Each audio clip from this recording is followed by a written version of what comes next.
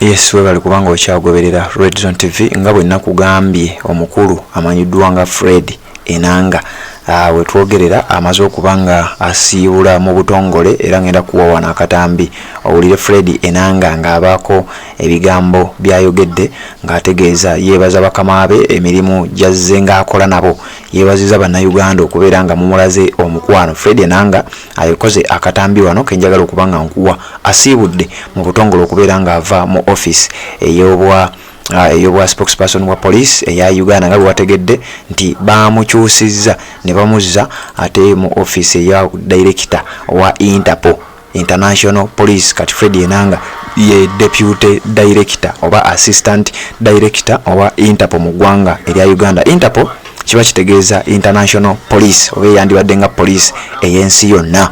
Kati police y'ensi yonna mu buli ggwanga mubaamu boyinza okuyita ba representatives oba police ebeeyina okubanga ekiikirirwa nga olaba ya International Criminal Court n'ebintu ebirala byonna bibeera ne offices mu mawanga ag'enjawulo. Kati mu Uganda era nkakasanga bannayuganda bangi bakkiriziganya n'abamu ku abo abavuddeyo nga bagamba Fred Enanga wano wabadde wonoona reputation y'abantu bangi babadde bagamba Fred Enanga musajja mulungi wabula wantu we bamutadde wayinza okubanga tewajja kumukolera wajja kwonoona ekitiibwa kye. Bannayuganda badde bamuyinamu essuubi lingi nnyo. Bannayuganda badde bamwagala nti oluusi ebigambo ebimu byazze ng'ayogera biyinza okubanga tebiba bibye era nga buyinza okubanga okitegeera. Kakati oluvannyuma lw'okuba nti baamugye mu kifo ekyo kyakoze okuva mu mwaka gwa 2019 ne bamusikiza oyo omusajja amanyiddwa nga Rusoke.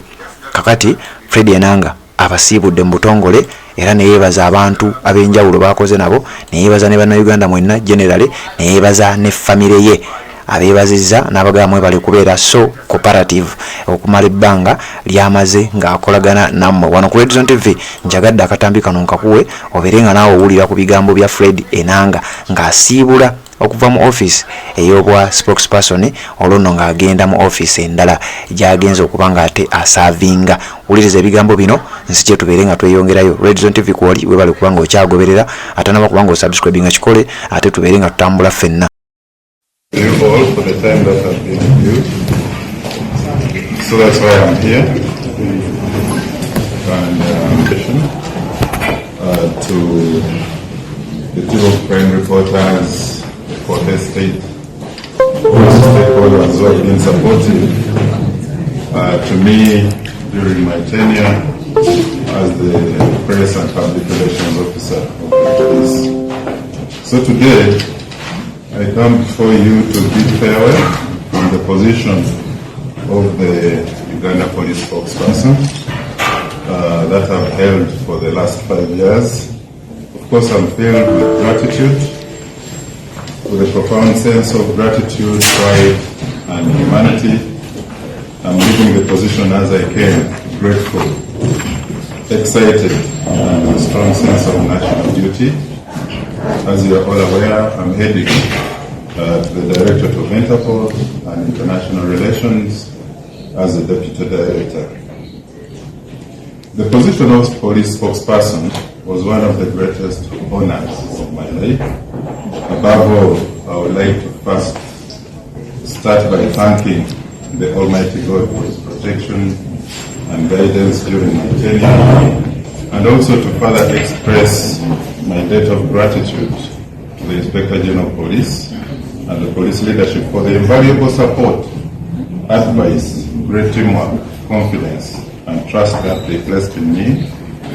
And I have nothing but gratitude and look forward to their continuous guidance and support.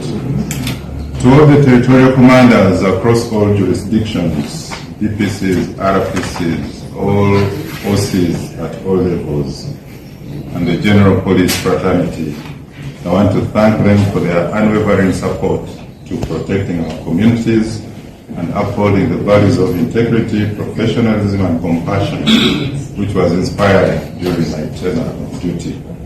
Their collective efforts and support towards the office of the PRO continues to make a positive impact on the safety and well-being of our citizens. I want to thank them all for the constant updates that we share from them to you on crime and safety, I also want to congratulate the new spokesperson, SCP Usoke Ituma. I say this as a welcome. You are a fine brain and performer. Keep doing what you're doing. And I'm reminding you of the immense responsibility ahead. You are taking on a very tough task that requires great dedication. Always act with integrity and treat every member of the public with respect and compassion.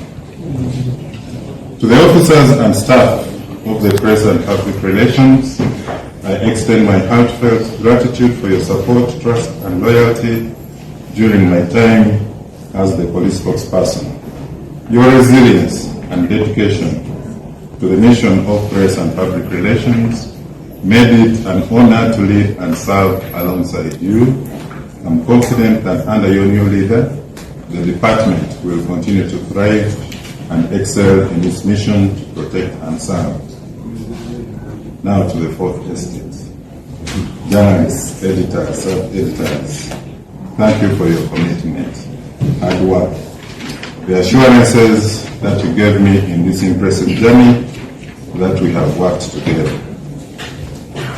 We have accomplished many concerns on crime, safety, and security matters.